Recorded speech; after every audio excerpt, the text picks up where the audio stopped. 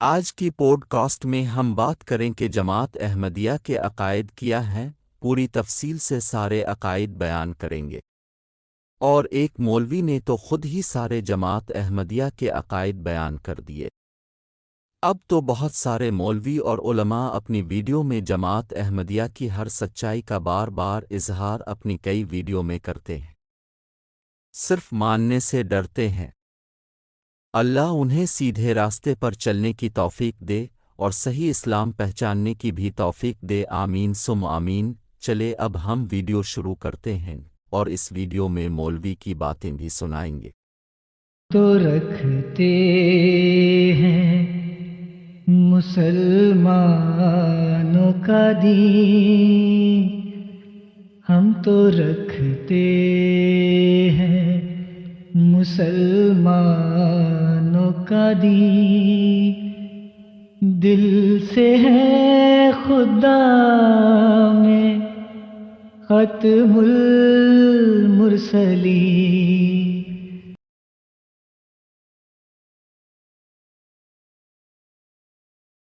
Number 1، جماعت احمدیہ کا عقیدہ ہے کہ اللہ تعالیٰ واحد و یگانہ اور یکتا ہے، وہ ازلی ابدی ہے، ہر چیز پر قادر ہے اور ہر عیب سے پاک ہے۔ نمبر 2، حضرت محمد صلی اللہ علیہ وسلم بنی نوع انسان کے لیے آخری شار نبی ہیں۔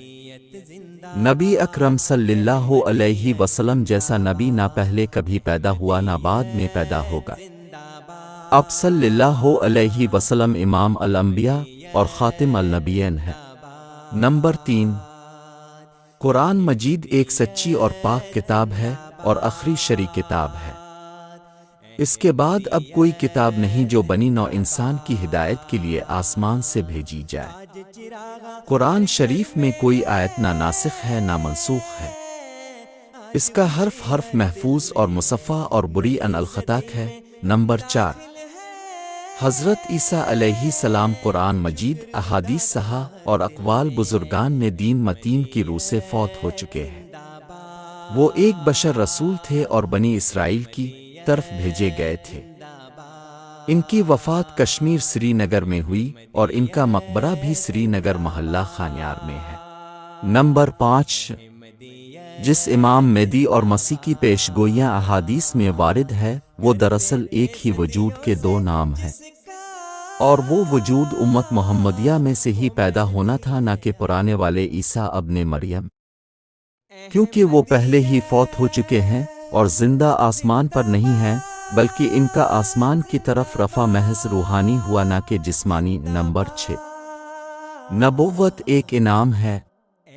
نبوت دو قسم کی ہوتی ہے، نمبر 1 شرعی، نمبر 2 غیر شرعی۔ شرعی نبوت ختم ہو چکی ہے، جبکہ غیر شرعی نبوت کا انعام حضرت نبی کریم صلی اللہ علیہ وسلم کے بعد آپ کی غلامی میں کسی کو بھی اللہ دے سکتا ہے، لیکن یہ انعام سورہ النساء آیت 69 کے تحت اللہ اور نبی کریم صلی اللہ علیہ وسلم کی اطاعت کرنے والے کو ملے گا۔ جو بھی یہ انعام پائے گا اس کے لیے لازم ہے کہ وہ شریعت محمدی کا پابند ہو۔ یاد رہے یہ انعام محمد رسول اللہ صلی اللہ علیہ وسلم کی غلامی سے مل سکتا ہے، اب صلی اللہ علیہ وسلم سے ہٹ کر نہیں۔ نمبر 7، تمام انبیاء معصوم ان الخطا ہوتے ہیں اور اللہ ان کو اپنے ہاتھ سے صاف کرتا ہے اور ان کی بنفس نفیس خود تربیت فرماتا ہے۔ ان کی طرف منسوب کرنا نہایت درجے کی جہالت ہے۔ نمبر 8، اللہ تعالیٰ کی تمام صفات ازلی اور ابدی ہیں، اس کی کوئی صفت ایسی نہیں جو ماضی میں تو متحرک تھی لیکن اب معطل ہو چکی ہے۔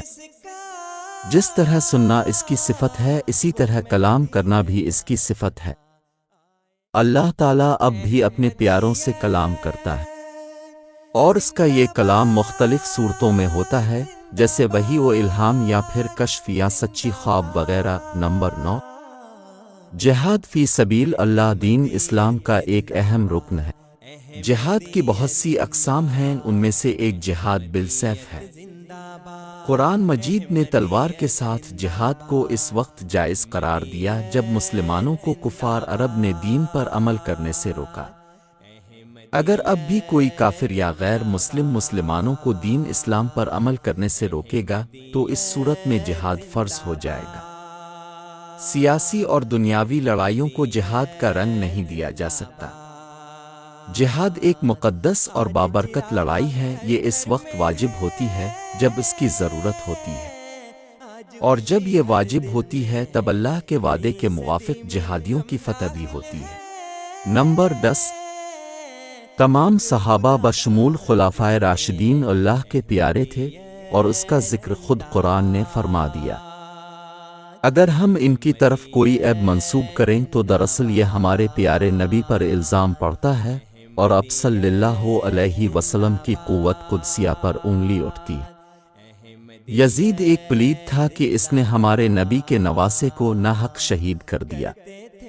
سیدنا حضرت امام حسین بلا شبہ جنت میں نوجوانوں کے سردار ہوں گے۔ اب ہم علماء کا بیان سنیں گے۔ اس سے پہلے جو ہمارے چینل پر نئے ہیں وہ ہمارے یوٹیوب چینل میسج آف اسلام کو سبسکرائب اور ویڈیو کو شیئر کر دیں۔ قادیانیوں کو کافر کہا، ٹھیک ہے جناب، بہت سے لوگ یہاں بیٹھے، قادیانی کون سا کلمہ پڑھتے ہیں؟ لا الہ الا اللہ محمد رسول اللہ۔ قادیانی کتنی نمازیں پڑھتے ہیں؟ 5 نمازیں۔ وہ اپنی نمازوں سے پہلے اذان دیتے ہیں۔ وہ اب پاکستان کے آئین کے اندر قادیانیوں کو منع کر دیا گیا ہے کہ لاؤڈ اسپیکر کے اذان نہیں دے سکتے۔ ایسی پارلیمنٹ کے اوپر واقعی میں لعنت بھیجتا ہوں، لعنت ہو اس پارلیمنٹ پہ۔ عبادت گاہ کے اندر ان کی عبادت گاہ کو اب تو ہم عبادت گاہ کہہ دیتے ہیں، پہلے ان کی عبادت گاہ کو کیا کہا جاتا تھا؟ مسجد کہتے تھے، مسجد کہتے تھے، لکھا ہوتا تھا مسجد قادیان، جیسے ابھی بھی لکھا دیکھتے ہو نا مسجد اہل حدیث، تو اسی طرح ان کی مسجدوں کے باہر بھی لکھا ہوتا تھا مسجد قادیان یا احمدی مسجد، یہ لکھے ہوتے تھے۔ اللہ اکبر۔ ان کی اذان کون سی ہے؟ یہی اللہ اکبر اللہ اکبر، اشہد ان لا الہ الا اللہ، اشہد ان محمد رسول اللہ، حی علی الصلاۃ حی علی الفلاح، اللہ اکبر اللہ اکبر اللہ اکبر۔ یہی اذان وہ اپنی عبادت گاہ میں دیتے ہیں۔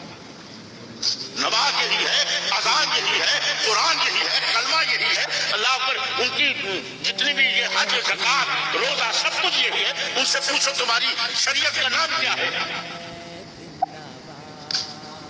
وہ مرزا کو نبی مانتے، رسول نہیں مانتے۔ نبی مانتے، رسول نہیں مانتے۔ شریعت کس کی ہوتی ہے؟ نبی کی ہوتی ہے، رسول کی؟ نبی اور رسول میں فرق کیا ہے؟ نبی اور رسول میں فرق یہ ہے کہ رسول وہ ہوتا ہے جس کی شریعت ہوتی ہے، نبی کی شریعت نہیں ہوتی۔ اس لیے ان سے پوچھیں کہ تمہاری شریعت کا نام کیا ہے، تو وہ کہیں گے شریعت محمدیہ، کیونکہ مرزا کو نبی مانتے ہیں، رسول نہیں مانتے۔ شریعت محمدیہ ہے، قرآن یہی، سب کچھ یہی، کیوں ان کو کافر قرار دیا ہے؟ ایسی پارلیمنٹ کے اوپر واقعی میں ایک لفظ کا ترجمہ تبدیل کیا، ایک لفظ کا، اور وہ کون سا ہے؟ خاتم۔ وہ لفظ کون سا ہے؟ خاتم۔ اللہ اکبر اللہ۔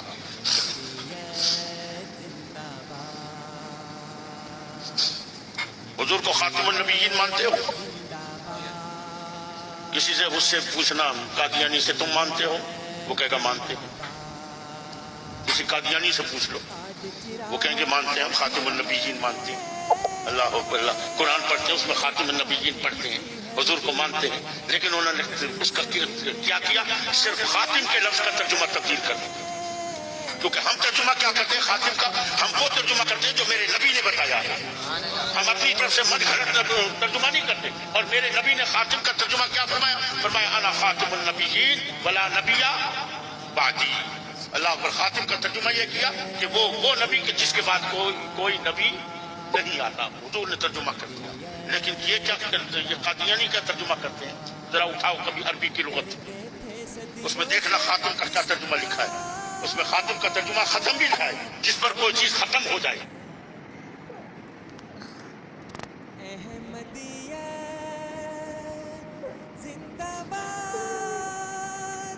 اس کو بھی خاتم کہتے ہیں۔ اور خاتم کا ایک اور ترجمہ بھی ہے، اور وہ کیا ہے؟ خاتم اس ہیرے کی،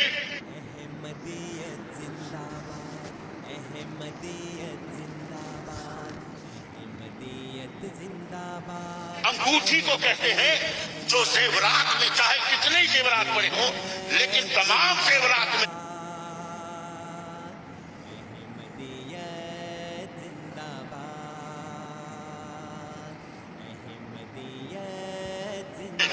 اپنے ہیرے کی وجہ سے وہ اس طرح چمک رہی ہو، دمک رہی ہو کہ سارے زیور ایک ہو جائیں اور وہ سب سے اعلیٰ نظر. چراغا ہر گھر میں ہے، آج خوشی ہر دل میں ہے، نئی صدی میں ہم داخل ہیں. نعرہ تکبیر، نعرہ رسالت، فیضان حضور غزالی زمان، فیضان حضور قاسم کریم. احمدیت زندہ باد، احمدیت زندہ باد. انہوں نے کیا ترجمہ کیا خاتم النبیین کا؟ انہوں نے ترجمہ کیا کہ یہ محمد وہ نبی ہے جو سارے نبیوں میں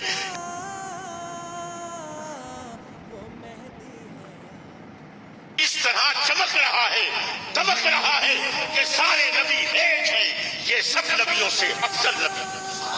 زندہ باد، زندہ باد، احمدیت زندہ سونا کیسا سونا ترجمہ ہے نا سونا ترجمہ. بلکہ وجہ نہ قادیانی کیا چیز ہے؟ احمدیت زندہ باد، احمدیت زندہ باد. کتنا خوبصورت ترجمہ ہے کہ سارے نبیوں میں سب سے افضل نبی ہے، سب سے زیادہ چمکنے والا نبی ہے. یہ اس ہیرے زندہ باد، احمدیت زندہ باد. کی طرح، ہیرے کی انگوٹھی کی طرح نبی ہے جو سارے زیوروں میں چمک رہی ہو. اللہ پر کہ بنو گے قادیانی. آج خوشی ہر دل میں ہے، نئی صدی میں ہم داخل ہیں. حسین ترجمہ ہے، خوبصورت ترجمہ ہے. یاد چھوڑ دے بھائی، میرے پر رحم کر دو یار.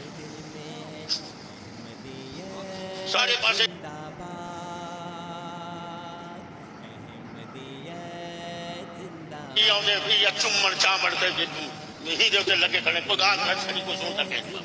لوگوں کو آج اللہ کے واسطے نماز پڑھو نہ صحیح ہاتھ چمو. احمدیت زندہ باد، کرتے تھے صدیوں سے آؤ پیر چماؤ، نماز کوئی نہ پڑھو. لا حول ولا قوت الا باللہ العلی العظیم. اللہ تعالی ہم سب کو اپنے احمدیت زندہ باد. سلیم عطا فرمائے. عزیزان محترم ذرا سوچو خدا کے لیے، ایک قادیانی اگر ایک لفظ کا ترجمہ تبدیل کر زندہ باد، احمدیت زندہ باد، احمدیت زندہ تے ہیں تو تم ان کو کافر کہہ دیتے ہو. اور جنہوں نے پورے قرآن کا بیڑا غرق کیا، ایسی پارلیمنٹ کے اوپر واقعی میں لعنت بھیجتا ہوں. لعنت ہو اس پارلیمنٹ پہ. احمدیت زندہ باد، احمدیت زندہ باد، احمدیت زندہ باد. آج چراغا ہر گھر میں ہے،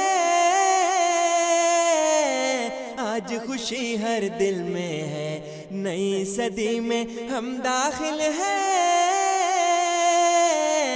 شکر خدا کا ہر دل میں ہے، احمدیت زندہ باد، احمدیت